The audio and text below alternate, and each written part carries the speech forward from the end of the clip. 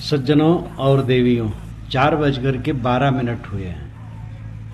आप चाहेंगे तो 5 बजे बंद कर दूंगा और चाहेंगे तो 12 मिनट हट जाना और बोल दूंगा आगे 5 बजे के बाद। क्या चाहेंगे, 5 बजे बंद कि 12 मिनट आगे?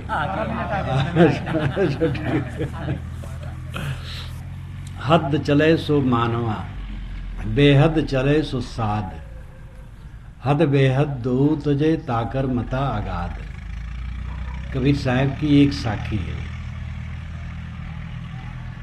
हद चले सो मानवा, हद नाम गृहस्थी। हद कहते सीमा को। हद जो सीमा में चलता है, मर्यादा में चलता है, वो सदगृहस्थ है। हद चले सो मानवा, बेहद चले सो साध। जो मर्यादा, गृहस्थी मर्यादा छोड़कर आगे बढ़ गया वो साधु है। और हद बेहद दो तजे, हद भी छोड़ दिया और बेहद भी छोड़ दिया, उसका मत अगाध है। दुनिया में 3 प्रकार के लोग होते हैं, गृहस्थ, विरक्त और गुणातीत। सर्वाधिक गृहस्थ होते हैं, विरक्त थोड़े होते हैं, और विरक्तों में ठीक विरक्त तो और थोड़े होते हैं। अनेक प्रकार के लोग विरक्त हो जाते, देखा देखी हो जाते हैं, ठोकर लगने से हो जाते। ठोकर लगने से भी हो जाए और अगर डट जाए साधना में तो कोई हर्ज नहीं है। वेश में प्रदूषण फैलाने वाले कई लोग हैं, बहुत लोग हैं। और तीर्थों में जाकर के देखो तो और दुर्दशा है। गोस्वामी जी ने तीर्थों की बड़ी महिमा की। परंपरावादी थे ही, भावुक थे। उन्होंने कहा, 4 खान जगजीव अपारा, अवध तजे तन नहीं संसारा। 4 खान के जितने जगत जीव हैं, अयोध्या में शरीर छोड़ दे तो संसार में नहीं आएंगे, मुक्त हो जाएंगे। कीड़े पतंगे, मछली, सांप, गोजर, जो अयोध्या में शरीर छोड़ेंगे सब मुक्त हो जाएंगे। लेकिन तीर्थों की दुर्दशा पर जब उनकी दृष्टि गई तब उन्होंने कहा, सुर सदनन तीर्थ पुरिन, निपट कुकाज कुलाज, मनहु मवासे मारी कलि राजत सहित समाज। ये तुलसी दोहावली में है। तुलसी पंचामृत में ये दोहा मैंने दिया है। गोस्वामी जी के 5 ग्रंथों में एक मेरी पुस्तक है, तुलसी पंचामृत। सुर सदननी, देव मंदिरों में, तीर्थ, तीर्थों में, पुरिन, पुरियों में, निपट कुकाज कुलाज, महानिर्लज्जता के कुकर्म हो रहे। मनहु मवासे मारी कलि राजत सहित समाज।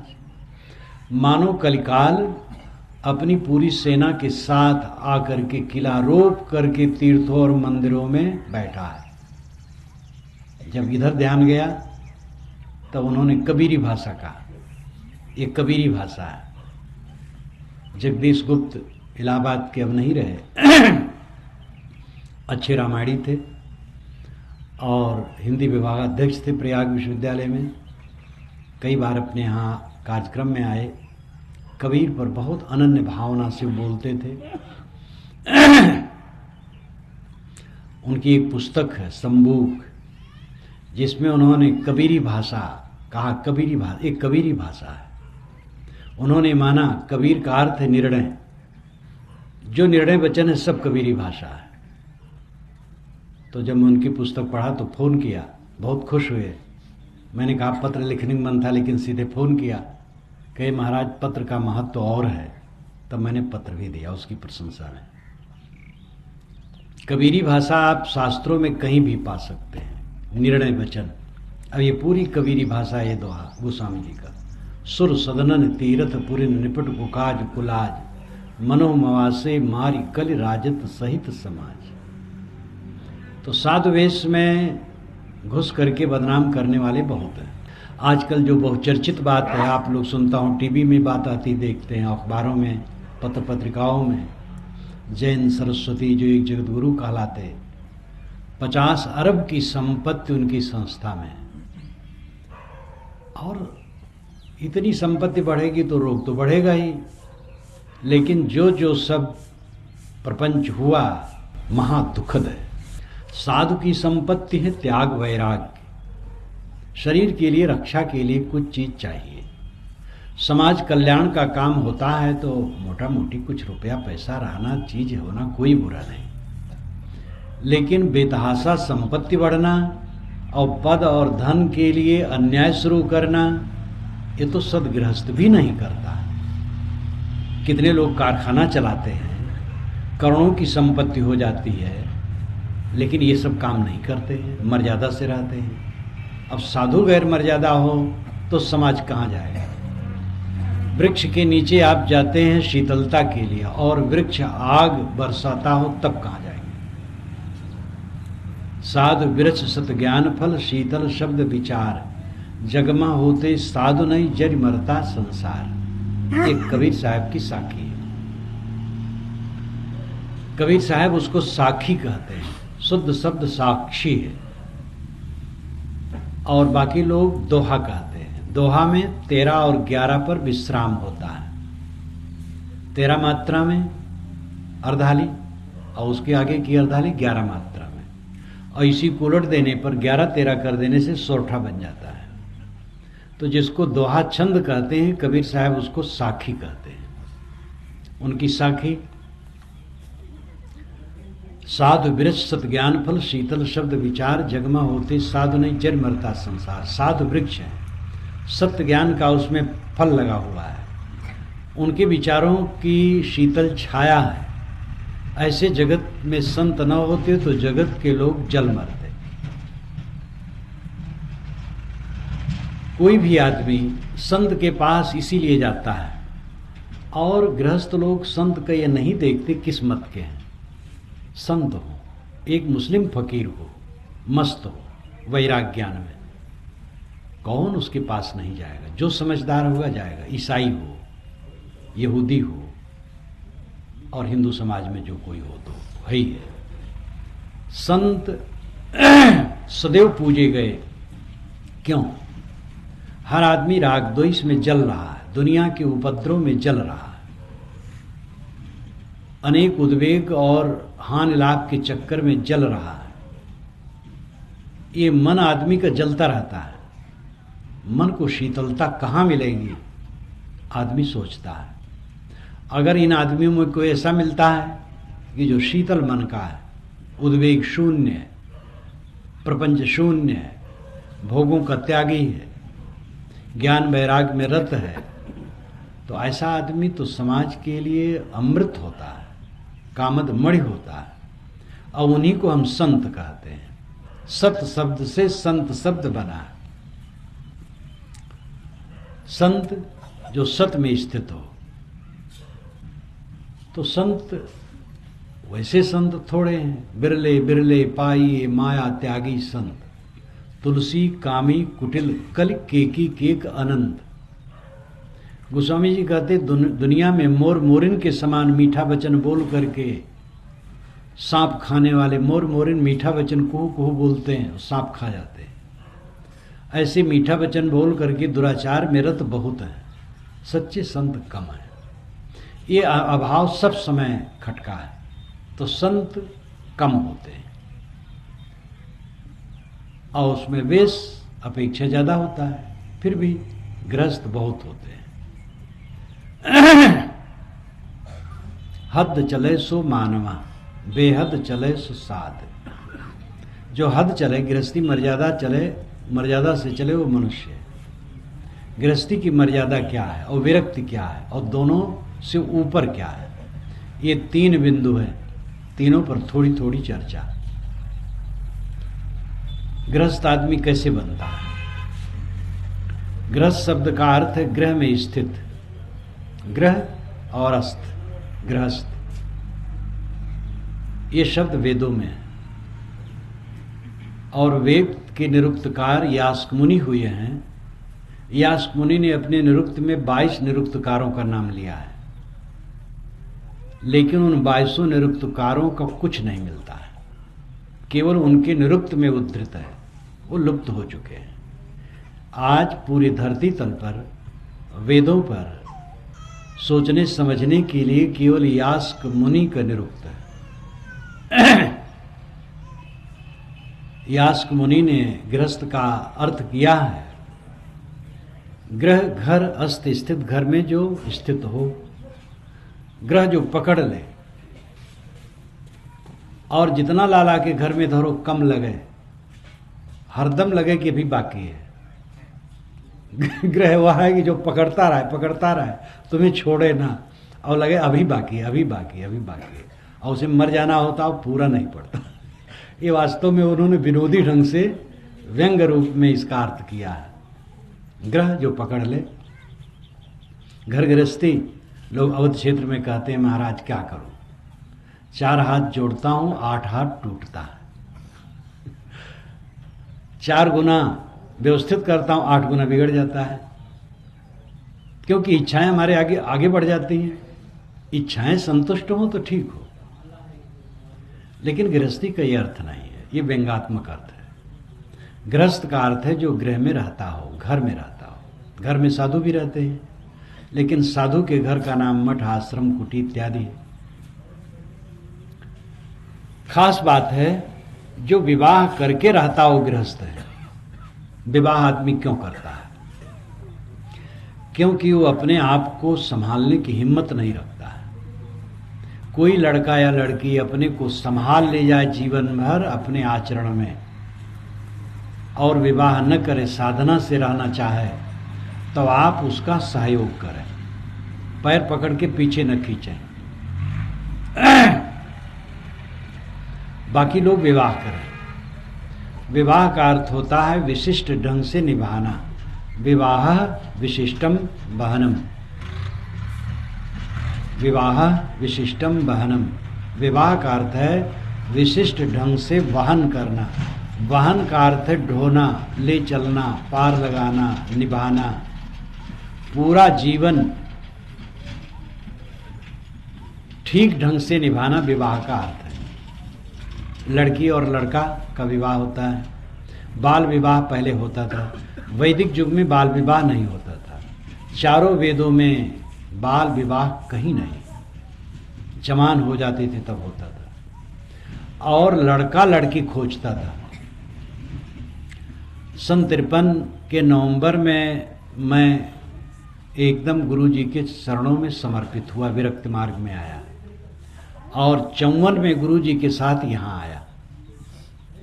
तो पहली बार ये सुना कि यहाँ लड़का लड़की खोजता है, तो मुझे बड़ा उटपटांग लगा, क्योंकि उत्तर प्रदेश में ऐसा कहीं नहीं है।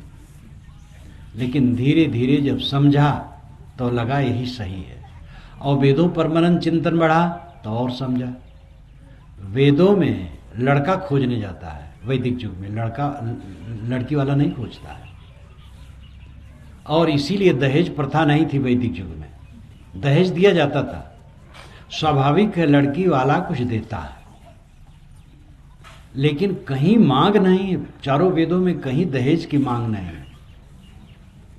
लड़का वाला लड़की खोजता था, और लड़की वाला लड़के की शादी कर देता था, ले जाता था। दहेज की बात है, साथ में बैलगाड़ी है, दहेज का सामान है, और उसमें ये भी शुभकामना की जाती है पुरोहितों द्वारा कि अपनी दहेज की संपत्ति के सहित अपने घर में बरबधू ठीक से पहुँचें, बीच में चोर बाधा न करें।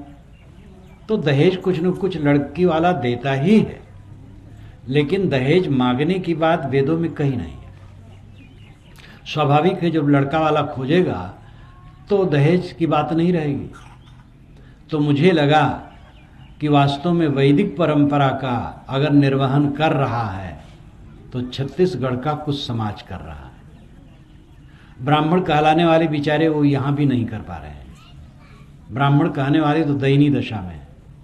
आज से 12-14 वर्ष पूर्व एक ब्राह्मण ने मुझसे कहा था छत्तीसगढ़ में कि महाराज 2 लड़कियां हैं, लड़के नहीं हैं। आधी जमीन बेच करके पहले लड़की की शादी कर दी, अब दूसरी लड़की की शादी करना है, बाकी जमीन बेच देना, और हम दोनों प्राणी को मांगना खाना है। कैसा दर्द की बात है। तो ब्राह्मणों की दुर्दशा आज भी है, क्योंकि ये बड़े हैं, बड़े जितने डूबे हैं कोई नहीं डूबा। इनमें कोई पद पंचायत नहीं, संगठन नहीं। दूसरों में तो विवाह अब ऐसा होता है 50 लड़के और लड़की को इकट्ठा करके विवाह कर दिए और कुल 5,000 रुपया खर्च हुआ।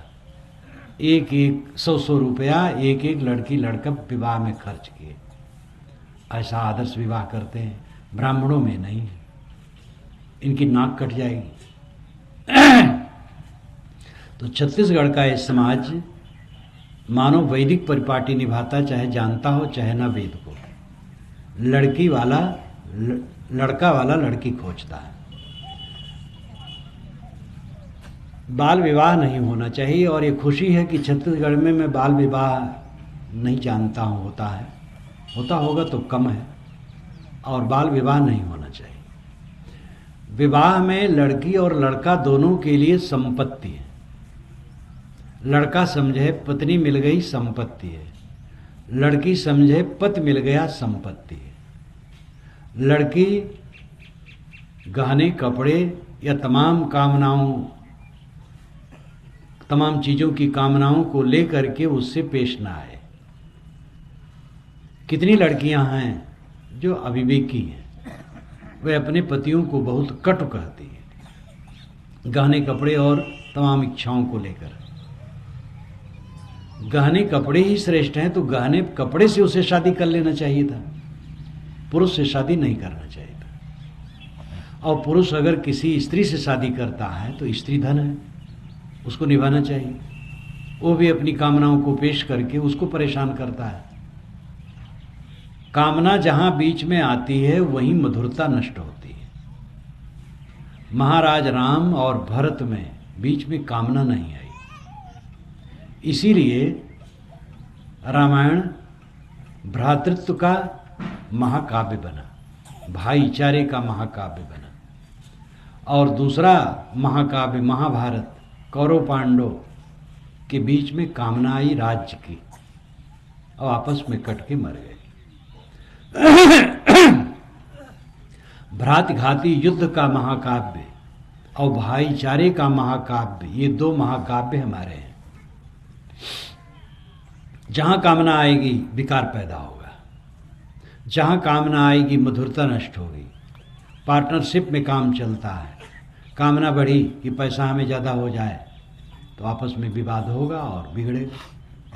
कोई भी जगह हो, निष्काम रह करके हजारों लोग एक साथ प्रेम से रह सकते हैं।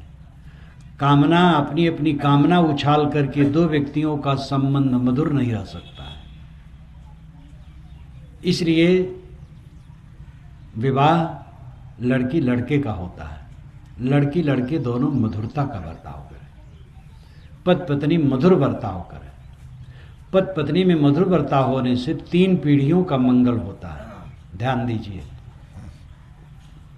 पति पत्नी मधुर बर्ताव करते हैं तो दोनों प्रसन्न रहते हैं, उनका उद्धार हुआ। घर में जो बूढ़ा बूढ़ी है उनकी सेवा होती है और अगली पीढ़ी में जो संतान होती है उसको अच्छे संस्कार मिलते हैं। माँ बाप लड़ते हैं तो बच्चों को क्या संस्कार देंगे? और जिस घर में माँ बाप ही लड़ते हैं, पति पत्नी लड़ते हैं, तो बूढ़ों की सेवा क्या होगी? अगर गृहपति पति पत्नी प्रेम से रहते हैं तो अपनी पुरानी पीढ़ी की सेवा करेंगे और नई पीढ़ी को अच्छे संस्कार देंगे।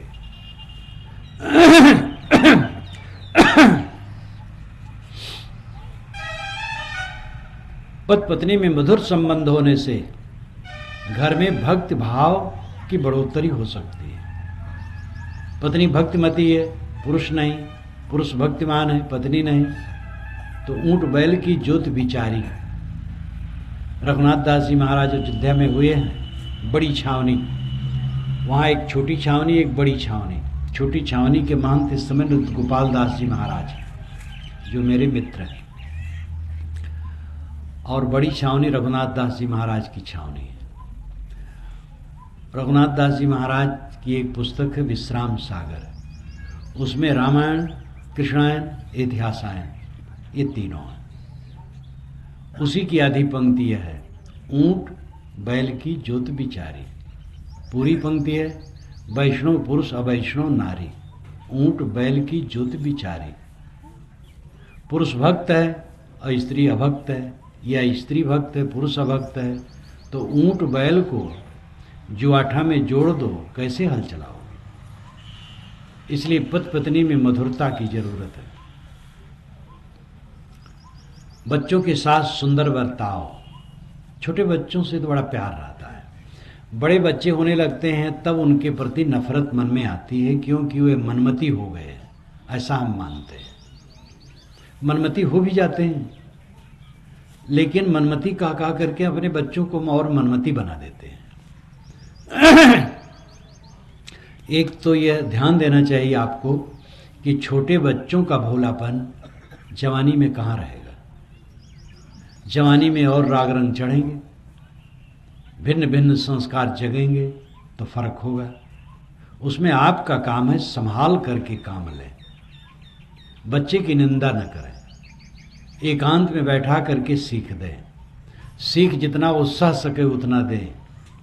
अंत में अगर वो बहुत उद्दंडता करता है तो उद्दंडता से पेश न आए, उससे लाभ नहीं होगा। डांट गांस ठीक है, लेकिन बराबर डांट गांस से किसी का सुधार नहीं होता है। अंत में प्रेम ही रास्ता है। तो बच्चों के साथ सुंदर बर्ताव। कहा जाता है कि 16 वर्ष तक बच्चों के साथ शासन करना चाहिए, 16 के बाद भाई मान लेना चाहिए।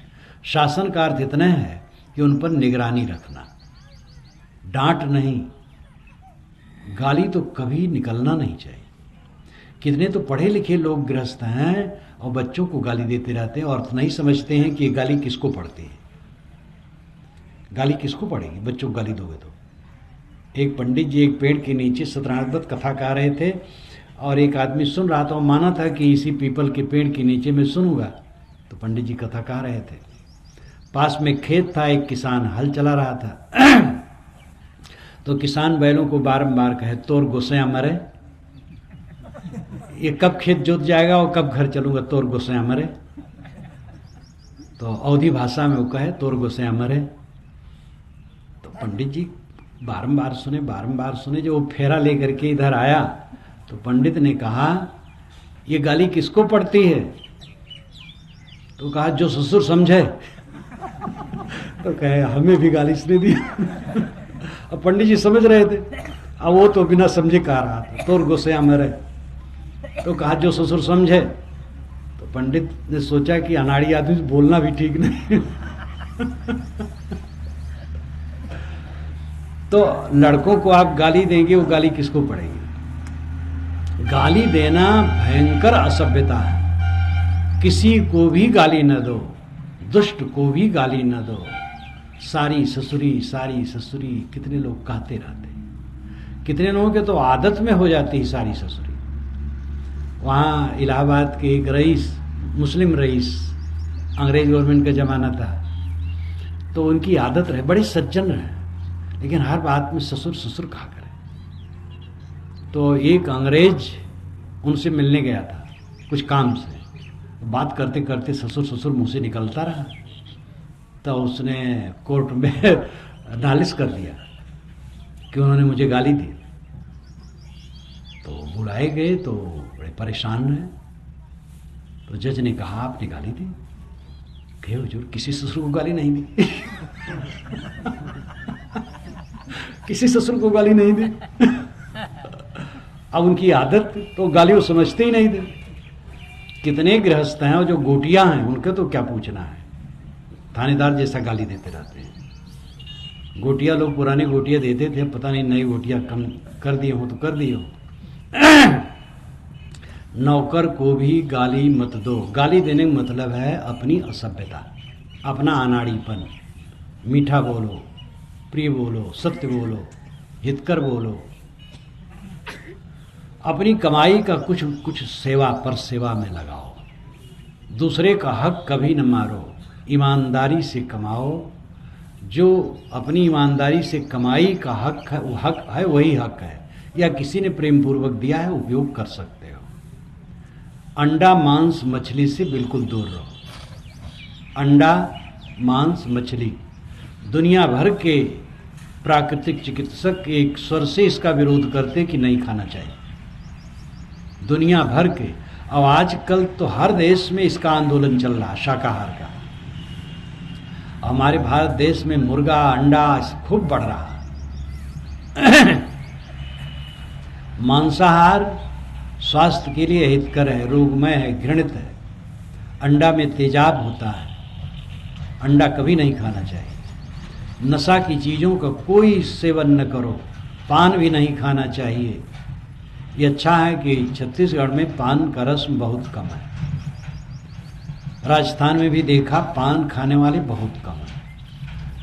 इधर रीवा की तरफ पान खाने वाले इतने हैं कि जब गांव में प्रवचन होता है, लोग आते हैं तो बड़ी उदासीनता होती है लोगों का मुंह देख करके, इतना पान खाते हैं। और भी उत्तर प्रदेश में पान खाने वाले बहुत मिलते हैं। कहीं पान का जोर है, कहीं बीड़ी का जोर है, कहीं गुड़ाखू का जोर तो यहाँ बहुत हो गया है, और गुटखा सर्वत्र व्याप्त हो गया है।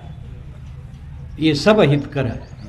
कोई नशा का सेवन न करो, मांस का सेवन न करो, अंधविश्वास में न पड़ो। लड़का नहीं पढ़ रहा है, लड़का परीक्षा के समय बीमार पड़ जाता है और मानसिक भय है। सुनता हूँ दिल्ली में 300 बच्चे आत्महत्या करने के लिए तैयार थे परीक्षा के समय में। उसमें 5-6 कर लिए थे, बाकी बचा लिए गए। छत्तीसगढ़ में कितने लड़के मिलते हैं कि जैसे परीक्षा समय आता तैसे जोर से बीमार पड़ते हैं, बहुत दर्द होता है, और 4 घंटे के बाद बस ठीक हो जाते हैं। बैगा तो आ ही जाते हैं क्योंकि वो भूत प्रेत के एजेंट हैं और ठीक कर देते हैं। भूत प्रेत नाम की कोई चीज नहीं, एकदम भ्रांति है। आप कहेंगे लिखा है, लिखा तो बहुत कुछ है। मैं स्वयं कहूँगा लिखा है। अथर्व वेद में भी ये सब बातें झाड़ फूक की। वेद क्या कहते हैं मेरा पढ़ो, उसमें सब बातें मिलेंगी। उस समय का जो अंधविश्वास है वो ऋषियों ने लिखा है। कोई भी शास्त्र विचार करके मानने योग्य है। कबीर साहब की साखी है, साधु ऐसा चाहिए जैसा सूप सुभाए, सार सार को गए रहे थोथा दे उड़ाए। साधु वह है जैसे साधु स्वभाव, सूप स्वभाव। सूप में चावल दाल रख करके फटका जाता है, भूसी उड़ जाती है, चावल दाल रह जाती है। इसी प्रकार विचारवान बनो, शास्त्रों की बातों पर विचार करो। वेद के ऋषि ने चलनी का उदाहरण दिया है। सक्त में उतितुना पुनंतो यत्र धीरा मनसा वाचम कर। ये ऋग्वेद का मंत्र है, आधा मंत्र है। सक्त में उतितुना पुनंतो यत्र धीरा मनसा वाचम कर। अत्रा सखाया सख्यान जानते भद्रैशाम लक्ष्मीर नेता दिवाज। ये पूरा मंत्र है। सक्त में उतितुना, सक्तुम यू तित उना, सतुआ के समान चालो, तितौ नाम चलनी, तितौना नाम चालना। जैसे भुना हुआ आटा सत्तू वैदिक युग में खाया जाता था। वेदों में सत्तू की चर्चा है। सत्तू में आज सत्तू केवल बिहार में मिलता है, और बिहार में तो आप रास्ते चलते रहिए, बाजारों में खूब सत्तू मिलेगा। सत्तू, चिवड़ा, दही, ये सब आप खरीद करके खा सकते हैं। सत्तू का प्रचार आज भी बिहार में खूब है। ये वैदिक युग का खाद्य है। अन्न को भिगा करके रख दिया जाता है और फिर दूसरे दिन वो फूल जाता है। दूसरे दिन उसको सुखा दिया जाता है। बहुत नहीं सूखता है, एक अस्तर का हो जाता तब पीस दिया जाता था, चाल दिया जाता है। उस आटा को सत्तू कहते हैं। अच्छा सत्तू बनाने के लिए और प्रयोग करना पड़ता है, और ऐसा अच्छा सत्तू होता है इतना डालो पानी उसमें और सानो तो इतना हो जाता है अच्छा सत्तू। सत्तू बहुत पुराना है। सत्तू आप आटा समझ लो। सत्तू में उतितुना, जैसे आटा को चलने से चाला जाता है वैसे विवेक से वाणी को चालो। जहाँ विवेक से वाणी छानी जाती है वहीं मित्र मित्रता के भेद को जानते हैं और कल्याणकारी लक्ष्मी निवास करती है।